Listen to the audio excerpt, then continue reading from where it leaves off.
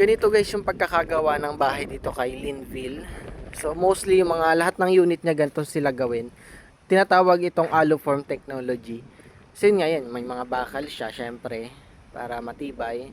Tapos ganito, mayroon siyang mga metal na inilalagay.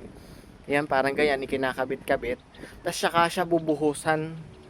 Bubuhusan siya ng purong semento. Ayan po yung mga metal oh. So, ayun nga, aluform technology siya kung tawagin. Kaya talagang surely na matibay. Talagang quality yung pagkakagawa. Tingnan nyo naman, oh. Oh. Mm.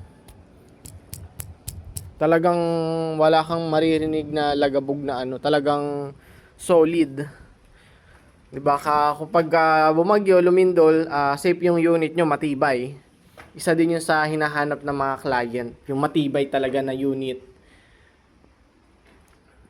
So safe ang pamilya and yung bahay safe din ang mga gamit. So ganyan. So itong Linville Chloe namin, meron siyang 40 square meter lot area. So malaki na din 'yon. Tapos sa kanyang monthly sa pag-ibig 4,005 lang. Naka-promo din to na sa extended 4PH program. Kaya 3% interest lang for 10 years. So malaki ang madi-discount nyo. Malaki yung matitipid nyo dito kay Linville Chloe Row House. So, the best choice din ito.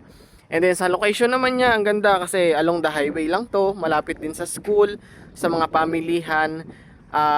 And then, mas malapit to sa may SLEX TR4 extension. Kung sakaling buksan na yun sa year 2027, mas mapapadali na yung pagpunta nyo ng Manila and Bicol. Kumbaga, ano lang 5 minutes away lang paglabas nyo ng gate. Ando na yung SLEX TR4 entrance exit. Dire-diretso na kayo pa Manila. Baka wala ng 2 hours nasa Manila na kayo. So ganun siya kaganda. Kung interested kayo dito, pwede nyo akong i-PM dyan sa aking details. May number ako dyan. At schedule natin yung inyong tripping para ma-present ko sa inyo to ng actual. So yun lang guys, have a good day.